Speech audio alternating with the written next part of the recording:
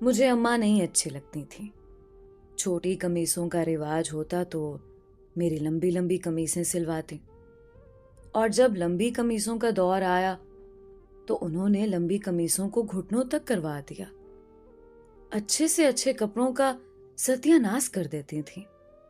किसी फंक्शन में जाना हो तो लाख मिन्नतें कर लो, कभी लिपस्टिक तक लगाने नहीं दी। कहती थी जब दुल्हन बनोगी तो रूप नहीं आएगा। स्कूल से निकलकर कॉलेज आए तो कसकर हिजाब उड़ा दिया गया। कॉलेज में लड़कियां बाल खोले इतनी प्यारी लगती, और एक मैं अभी से बूढ़ी लगने लगी थी। अम्मा कस कस कर मेरी 2 चुटियां बनाती थी।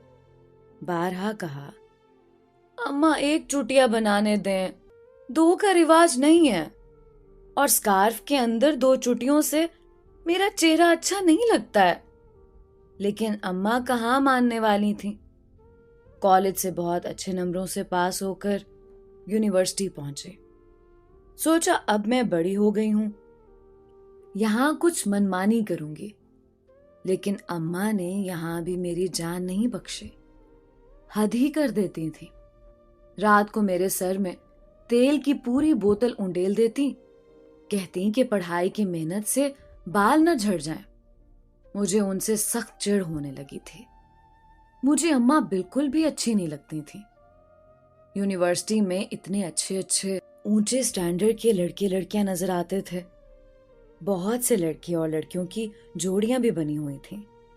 मगर मेरी तरफ मजाल है कि कोई मुतवज्जे भी हो जाए, क्योंकि मेरे सर से कड़वे तेल की भभक आती थी। एक लड़का था यूनिवर्सिटी में, ना जाने उस लड़के में क्या बात थी कि उसके इर्द गिर्द लड़कियों का जमे गफीर रहता था। मेरी भी ये ख्वाहिश होने लगी कि मैं उसकी दोस्त बन जाऊं, मगर वो तो मेरी तरफ देखता भी नहीं था। उस वक्त मेरी एक सहेली ने यह कहा कि देखो, याद रखना, तुम जैसी हो उसी तरह के लोग तुम्हें मिलेंगे। मैंने उस हकीकत को तस्लीम कर लिया और पूरी तरह पढ़ाई में मसरूफ हो गई। वक्त गुजरता गया और पढ़ाई मुकम्मल हुई। रिजल्ट आ गया। यूनिवर्सिटी में मेरे अलावा एक और लड़के ने टॉप किया था, जिसे आज से पहले मैंने कभी देखा भी नहीं था।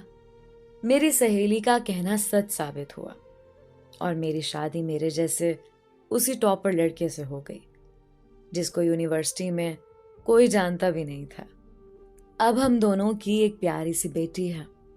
मेरी जो ख्वाहिशात मेरे दिल में रह गई थी, मैं उनको अपनी बेटी को सजा संवार कर पूरा कर रही थी। जब लोग उसे सताइशी निगाहों से देखते, मैं बाग बाग हो जाती। अब वो बड़ी हो रही थी। उसकी चाल ढाल में मुझे अदाएं नजर आने लगी। वो जहां से गुजरती, लोग उसे मुड़ मुड़ कर देखते। पर मुझे अब ये सब अच्छा नहीं लगता था, बल्कि सच पूछें तो बहुत बुरा लगता है। मैं नहीं चाहती कि उसे कोई भी ऐसी निगाहों से देखे। आज मुझे शिद्दत से अम्मा याद आ रही है, और मुझे अम्मा की वो पाबंदियां भी याद आ रही हैं, जिनकी वजह से वो मुझे बुरी लगा करती थी। आज मुझे उनकी अपने ऊपर लगाई हुई पाबंदियों पर फख्र महसूस हो रहा है।